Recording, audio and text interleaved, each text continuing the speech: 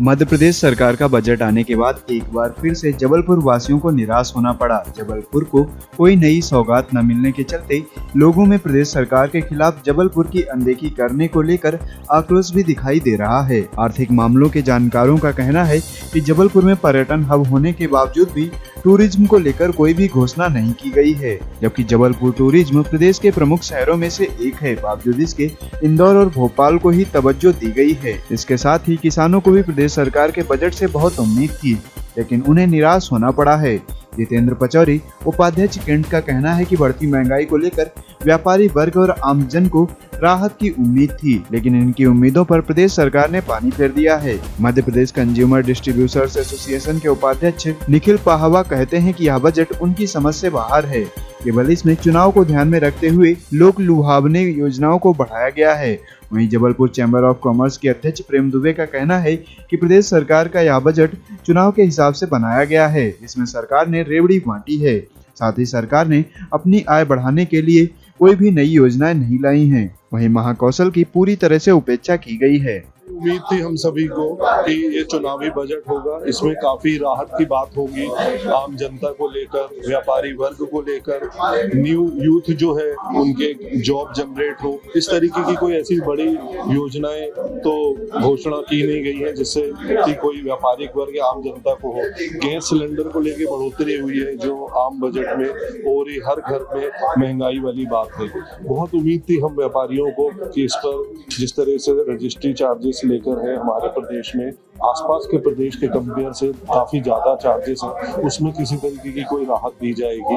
महिलाओं के नाम पे जो रजिस्ट्री की जाती है उसमें कुछ और एक्स्ट्रा कोई कम चार्जेस के साथ रजिस्ट्री की जाए, ऐसा प्रोत्साहित किया जाएगा। बड़ी उम्मीद थी हम व्यापारियों को। ऐसी कोई घोषणा बड़े प्रोजेक्ट जबलपुर के लिए तो और महाकौशल के लिए तो ऐसी कोई घोषणा नहीं हुई है जिससे हम हमारे यहाँ के व्यापारी वर्ग और आम जनता खुश नजर आए। घोषणा की है और इस घोषणा से ना तो कोई व्यापारियों के लिए किसी प्रकार की घोषणा की है।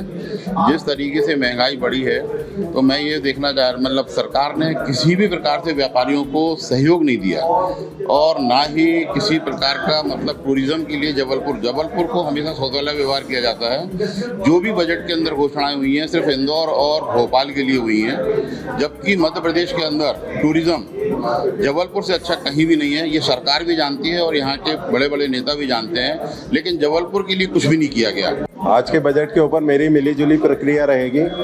शहर के आदमियों को बहुत ज़्यादा निराशा है मेरी समझ से। जो शहर के गांव की विकास की बात और गांव के बारे में स्कूल के खोलने की बात और ये जो भी बातें होती आई हैं वो धरातल में क्या होंगी। 900 CM राइजिंग स्कूल है, अब राइजिंग स्कूल खोल दिए जाएंगे, उसमें टीचर कहाँ से लाएंगे, कौन पढ़ाने वाला है, उनकी तनख्वाहें देने के लिए सरकार के पास ऑलरेडी घाटे में डूबी हुई बजट और कर्जे में डूबी हुई सरकार, उनकी तनख्वाहें कहाँ से लाने वाली है। सड़कों के जो विकास की बात कर रहे हैं वो सड़कों की विकास कहाँ से होने वाला है, या जो भी विकास की जो बातें की जा रही हैं उसके लिए पैसा कहाँ से लाने वाले, पहली चीज़। दूसरी चीज़, अगर ये बोला गया है कि 26% मध्य प्रदेश विकास दर जो मध्य प्रदेश की 26% है, मुझे ये समझ में कहीं भी मेरी समझ में नहीं आ रहा कि जिस प्रदेश का अगर 26% की तेजी से विकास हो रहा है तो उसे कर्जा लेने की जरूरत क्या है, पहली चीज। और कर्जा अगर लिया भी है तो कौन सी कैटेगरी है जो 26% की विकास दर से, वो शायद किया नहीं गया।